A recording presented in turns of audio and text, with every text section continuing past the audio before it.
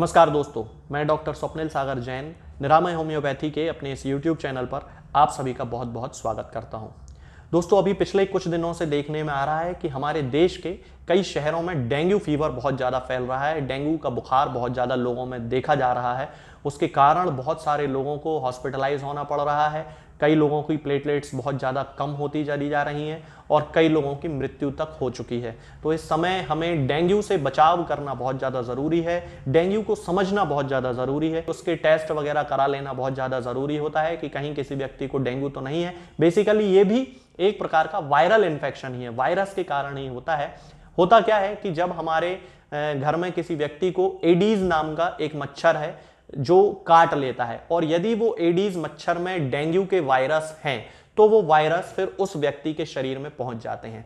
और ये जो वायरस होता है ये एक व्यक्ति से दूसरे व्यक्ति में डायरेक्ट नहीं फैलता है, ये केवल मच्छर के काटने से ही फैलता है। मान लीजिए किसी एक व्यक्ति को घर में एडीज के मच्छर ने काटा और उसको डेंगू था, और यदि उसी मच्छर ने दूसरे व्यक्ति को काट लिया और उसने अपनी जो प्रोब रहती है उससे उसके शरीर में डेंगू के वायरस को पहुंचा दिया, तो वो दूसरा व्यक्ति भी डेंगू से पीड़ित हो जाता है। तो ये जो डेंगू है ये बहुत खतरनाक किस्म का एक वायरल इन्फेक्शन होता है। इसी कारण क्योंकि इसमें हमारे शरीर की जो प्लेटलेट्स होती हैं वो लगातार कम होती चली जाती हैं, और प्लेटलेट्स कम होने के कारण फिर ये डेंगू हेमोरेजिक फीवर में बदल जाता है। हेमोरेज होने लगता है यानी कि हमारे शरीर के कई अंदरूनी हिस्सों से, कई अंदरूनी भागों से खून निकलने लगता है, और इसके कारण इंटरनल ब्लीडिंग हो जाने के कारण ही फिर व्यक्ति की मृत्यु तक हो जाती है। तो यदि हम इसके लक्षणों की बात करते हैं कि डेंगू के आखिर में क्या लक्षण होते हैं, तो सिंपल फ्लू जैसे ही लक्षण होते हैं, जैसे कि हाथ पैरों में बहुत ज्यादा दर्द होना, बहुत सिवियर इंटेंसिटी वाला मसल्स में और हड्डियों में पेन होता है। कई बार इसे हड्डी तोड़ बुखार भी कहा जाता है। दूसरा, आंखों में दर्द होने लगता है, सिर भयानक रूप से दर्द होता है, नौशिया यानी कि मतली या उल्टी की इच्छा होना जिसे कहते हैं, ये सिम्टम होता है, और कई लोगों को बहुत ज्यादा वोमिटिंग भी होती है। बुखार बहुत हाई ग्रेड का रहता है। बुखार जिस दिन से शुरू होता है उसके दूसरे दिन से लेके 5वें दिन के बीच फिर शरीर में छोटे छोटे लाल कलर के चकत्ते या दाने पड़ने लगते हैं, जो कि इसको इंडिकेट करते हैं कि पेशेंट को डेंगू फीवर डेवलप हो रहा है। सर्दी जुकाम भी बहुत सारे लोगों को साथ में एसोसिएटेड सिम्टम के रूप में देखने को मिलता है। तो ये जो कॉमन सिम्टम्स होते हैं ये डेंगू के सिम्टम्स होते हैं। हमें इस बीमारी से बचना बहुत ज़्यादा ज़रूरी होता है, और सही समय पर इसका सही उपचार भी होना बहुत ज़्यादा ज़रूरी है। यदि हम डेंगू की दवा की बात करते हैं तो होम्योपैथिक मेडिसिनल सिस्टम में लक्षणों के आधार पर अलग अलग दवाएं उपलब्ध हैं जो कि दी जाती हैं, जैसे रस्टॉक्स है, ब्राइनिया है, और भी बहुत सारी दवाएं हैं। आज होम्योपैथिक की एक ऐसी खास दवा के बारे में मैं आपको बताने वाला हूं जो कि बहुत ज़्यादा स्पेसिफिक है डेंगू फीवर के लिए, क्योंकि इसके सारे जो सिम्टम्स हैं वो पूरे डेंगू फीवर से मिलते हैं। इस मेडिसिन का नाम है दोस्तों यूपेटोरियम परफोलियाटम। ये बहुत अच्छी मेडिसिन है उन लोगों के लिए जिनको डेंगू का बुखार हुआ है, जिनको हड्डी तोड़ बुखार हुआ है, जिनके डेंगू के बुखार के कारण पूरे हाथ पैरों में बहुत ज़्यादा दर्द है, आंखों के अंदर की हड्डियों में बहुत ज़्यादा दर्द है, पूरे सिर में उनको जबरदस्त दर्द हो रहा है, प्लेटलेट जिनके बहुत ज़्यादा कम हो रहे हैं। उन सारे केसेस में डेंगू के लिए ये जो दवा है यूपेटोरियम परफोलियाटम बहुत अच्छा काम करती है। इसको मैं आपको दिखा देता हूँ। ये मेरे पास यूपेटोरियम परफोलियाटम है 30 पोटेंसी में।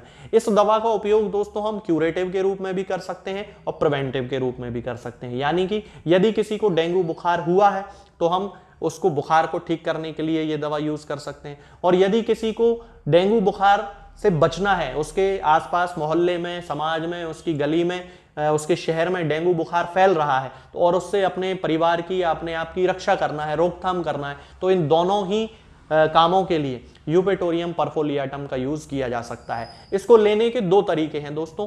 पहला तरीका यह है कि यदि आप किसी होम्योपैथिक फार्मेसी पर जाते हैं तो वहां पे आप उनसे कह सकते हैं कि हमें यूपेटोरियम परफोलियाटम 200 पोटेंसी 200 पोटेंसी का एक डोज बना दीजिए 1 ड्राम की डिब्बी में। ये मैं आपको बता रहा हूं रोकथाम के लिए।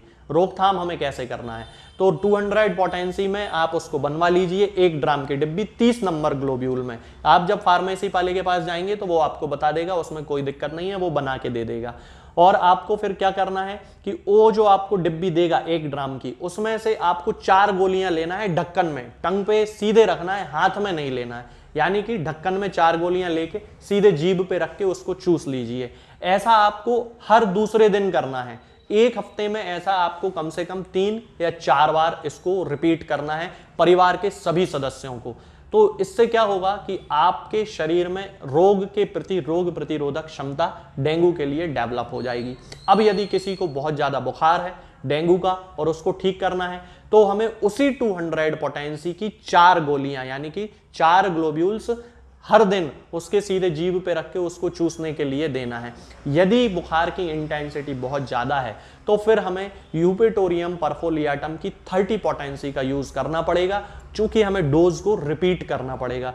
तो 30 पोटेंसी में भी आप बनवा सकते हैं 1 ड्राम की डिब्बी में ही 30 नंबर ग्लोब्यूल के साथ, और उसमें से 4-4 गोलियां आप पेशेंट को हर 2 घंटे में दीजिए। उससे ना केवल उसका बुखार उतरने लगेगा, जीभ पे रख के उसे बस चूसना है। हर 2 घंटे में 4 गोली दे दी, जीभ पे रख के उसने चूस ली।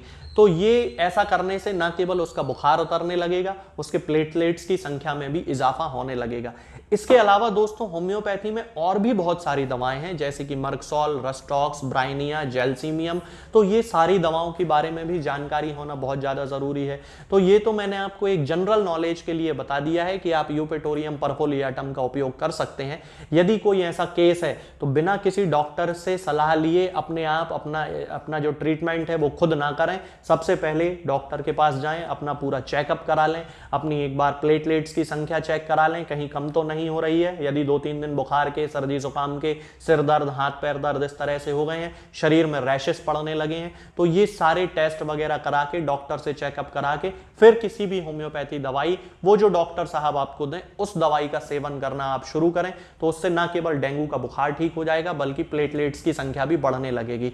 अब यहाँ पे ध्यान देने वाली बात यह है, ये वीडियो जिस कारण से मैं बना रहा हूं वो रीजन ये है कि आप लोगों के पास, मेरे पास भी व्हाट्सएप पे बहुत सारे दवाइयों के नाम और पता नहीं क्या क्या आ रहा है कि पपीते का रस यूज कर लो और पपीते के बीजों का रस यूज कर लो और ये कर लो और वो कर लो। आप यूज करिए, उसमें कोई दिक्कत नहीं है, लेकिन सबसे पहले किसी भी व्यक्ति की जान के साथ खिलवाड़ करने के पहले उसका पूरा डॉक्टर से चेकअप कराएं, उसको तब कोई दवाई दें। बिना किसी जानकारी के अभाव में किसी को भी ना पपीते के रस से ट्रीटमेंट चालू करो, ना पपीते के बीजों के रस का दो, कुछ मत करिए। आप पहले डॉक्टर से चेक कराइए, उसके बाद ही उसका ट्रीटमेंट करिए तो ज़्यादा ठीक रहेगा।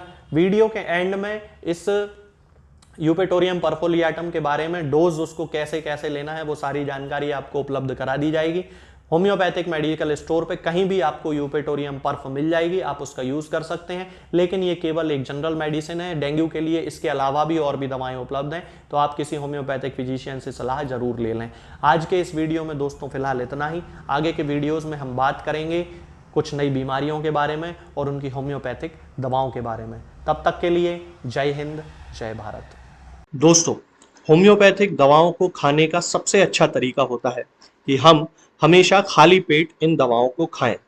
जिन दवाओं को दिन में केवल एक बार खाना है, उन्हें सुबह खाली पेट खा लेना चाहिए। मुंह में अच्छे से कुल्ला करके, गार्गल्स करके मुंह को साफ कर लेना चाहिए और उसके बाद हमें होम्योपैथिक दवाई खा लेना चाहिए। जिन दवाओं को दिन में 2 बार या 3 बार या 4 बार खाना होता है, उन दवाओं को खाली पेट खाने का मतलब होता है कि हम उन दवाओं को खाने के लगभग आधे घंटे पहले या फिर 2 से ढाई घंटे बाद ही खाएं। और उस स्थिति में भी हमारे मुंह में किसी भी वस्तु का, किसी भी चीज का स्वाद नहीं होना चाहिए, ना ही हमारे मुंह में किसी भी चीज की गंध होना चाहिए, जिससे कि ये होम्योपैथिक दवाएं हमारे शरीर पर बहुत अच्छे तरीके से काम कर सकती हैं। या तो आधे घंटे पहले होम्योपैथिक दवा खा लें या फिर इन्हें खाने के 2-2.5 घंटे बाद, जब कि आपने मुंह में अच्छे से कुल्ला कर लिया हो, अच्छे से गार्गल्स कर लिए हो, तब इन होम्योपैथिक दवाओं को खाएं। तो आपको हमेशा होम्योपैथी के सबसे अच्छे रिजल्ट देखने को मिलेंगे। लोग गलती यही कर देते हैं कि वो प्याज खाना छोड़ देते हैं, कच्चा प्याज, लहसुन, अदरक, हींग सब खाना छोड़ देते हैं, लेकिन फिर भी उनको मुंह में सफाई ना होने के कारण होम्योपैथिक दवाओं का अच्छा रिजल्ट देखने को नहीं मिलता है। ये होम्योपैथिक दवाएं आपको किसी भी ऑनलाइन फार्मेसी पर या आपके घर के नजदीक किसी भी होम्योपैथिक मेडिकल स्टोर पर बड़ी ही आसानी से उपलब्ध हो जाएंगी। ये दवाएं हर होम्योपैथिक फार्मेसी पे उपलब्ध होती हैं, हर ऑनलाइन फार्मेसी पर उपलब्ध होती हैं, इसलिए आप वहां से इन दवाओं को प्राप्त कर सकते हैं।